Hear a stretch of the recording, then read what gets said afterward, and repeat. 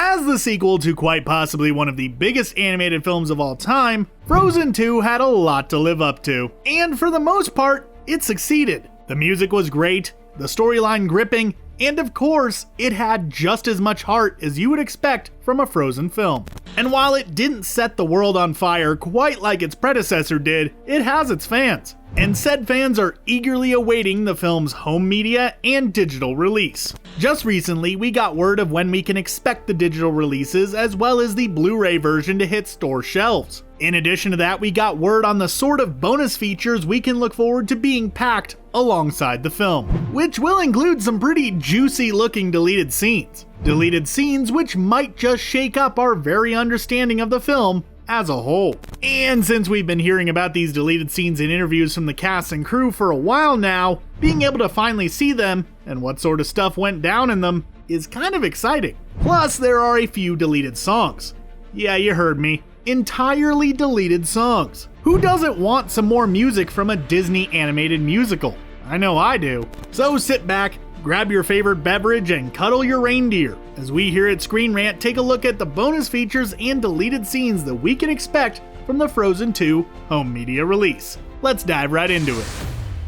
The production process for animated films is quite a bit different from traditional movies. Since animating is such a beast of an undertaking, even 3D animation, the whole thing can wind up taking an exorbitant amount of time.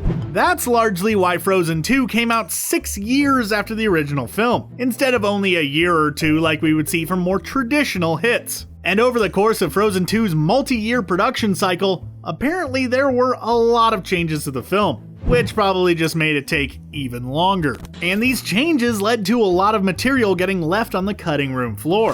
For instance, Sterling K. Brown, who portrayed the character Matthias, the leader of the group of Arendelle soldiers who was left in the Enchanted Forest, said in an interview that he apparently originally had a song in the film. Now, where is that song? No idea. It's not in the final movie, so it must have been cut at some point. Of the song, Brown said, quote, "I do not sing in the film, but I had to sing for the audition because there was a song that I was going to sing that ultimately they felt didn't fit in with the story. So at least the bit didn't even make it to the recording stage. But a lot of stuff did, as Josh Gad, the voice behind Olaf the Living Snowman, explained in an interview, quote, "You're recording for 3 years and it keeps adapting. It keeps changing. The story informs the directors what it wants to be. And so you do a lot of stuff that no longer tracks with the story that we're telling." So things changed quite a bit during the production process, which led to a lot of cut material. Luckily, we're going to be getting some glimpses into what we didn't get in the final film, thanks to the movie's home media and digital releases. Let's start with just the regular scenes and move on to the songs in a little bit. Sounds good? Good. First up is the deleted scene referred to as the prologue. You know how in the final film we gotta look back 30 or so years to the events that led to the war between Arendelle and the North Uldra? Well, this short deleted sequence would give us another look at that event, showing the battle raging between the two sides, as a shadowy figure steps up and challenges the would-be King Agnar. Now, this leaves us with one pretty sizable question. Well, okay, 2 questions actually, but the question of why it was cut is seemingly obvious. Who exactly is this mysterious figure, and how does it factor into the film? In what we got on the big screen, we do know that Agnar was knocked out, and it was actually a North Uldran girl, and his future wife, Iduna, who saved him and helped him escape the forest before the elements closed it off. So maybe that's who this figure was, and she stepped up to the young prince when stuff went down, only to become quickly enamored by him, and deciding to save him instead. Or perhaps it was some other North Uldran, who would see the child as an easy target. Either way, not a completely earth-shattering difference to the final film, but definitely adds to the potential trauma that Elsa and Anna's father went through, and why he might not be too keen to deal with the North Uldra. The second deleted scene is the one called Secret Room. This sees Anna and Elsa stumbling into the aforementioned secret room, where they discover a rather shocking bit of information about their mother. Now, as we discussed earlier, in the final film it is revealed that their mother was actually a young girl from North Uldra, and not some royal from another nation as one would expect. This was in of itself a pretty big revelation, and had a rather large impact on the plot of the film that we got. So what could this discovery have been in this deleted scene? Perhaps it was just an alternate way for the two main protagonists to learn the origins of their mother. Or perhaps it was meant to be something a bit more. Near the climax of the film, we see Elsa enter Otto Holland, where her mother's spirit speaks to her briefly, guiding her towards her true calling, as the one meant to connect the worlds of nature and man. Now what if the big reveal of this deleted scene is that she always knew that Elsa wasn't meant to be the Queen of Arendelle, but this elemental avatar, bridge, missing link thing?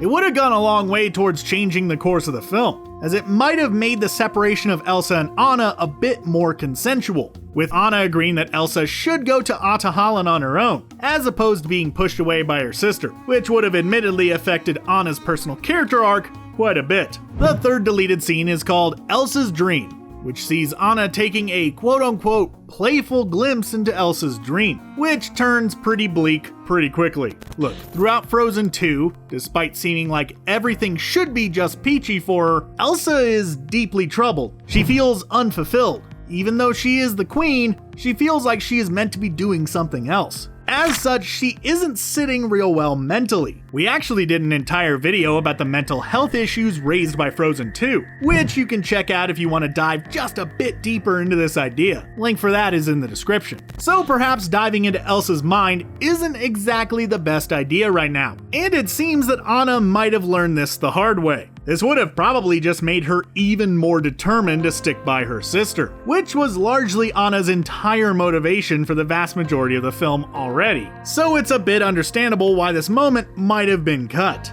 No real need to beat the audience over the head with the issue if it can be helped. The fourth deleted scene, called Hard Knocks, sees Kristoff talking about what he thinks about life in Arendelle while interacting with the Knock. You know, the water horse that Elsa rides later on in the film. Two things about this really stand out. First is the fact that, in the final version of the film, Kristoff doesn't really interact with the Knock, certainly not having any sort of conversation with it. So seeing him talk to it to any degree would be fairly interesting. Second is the idea of what Kristoff would have had to say about life in Arendelle. As we saw in the first film, Kristoff is much more of an outdoorsy kind of character. When we first met him, he was getting ready to spend the night in a barn alongside his reindeer buddy, Sven. So for him to be living inside a castle at the heart of a major urban center such as the capital city probably doesn't sit too well with a man who was basically raised by rocks. So getting a chance to hear his thoughts on things in this deleted scene may actually be as entertaining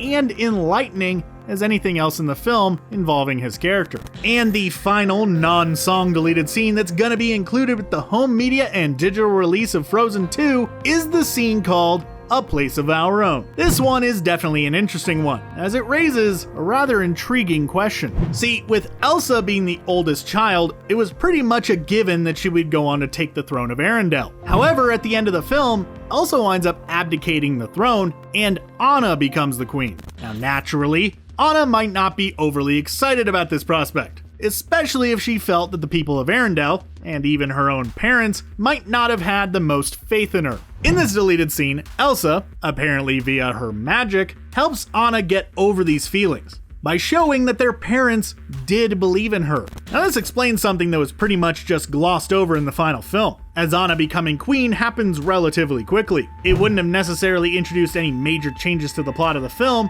but would definitely add a new facet to Anna's personal character arc. Not only would the idea of her failing her sister be at the forefront of her mind, but also the possibility of sort of failing her parents. Finally, there were two songs that were deleted from the film. The first, entitled Home, is one that's sang by Anna, about how much she loves the kingdom that she calls home, which is just kind of a little bit redundant, with Some Things Never Change already in the film. Now maybe that's why it isn't in there, since that other song already did such a good job of filling basically the same purpose. And then there is I Wanna Get This Right, which is a song that explains Kristoff's need for everything to be just perfect before he proposes to Anna. This actually wound up being a bit of an issue in the film, and the entire purpose for Kristoff's part in the movie. Again though, this song would have wound up being just a little bit redundant, with Kristoff already singing a rather similar song, specifically Lost in the Woods. All in all, it'll be interesting to see the exact details of these deleted scenes and songs when the film gets released on digital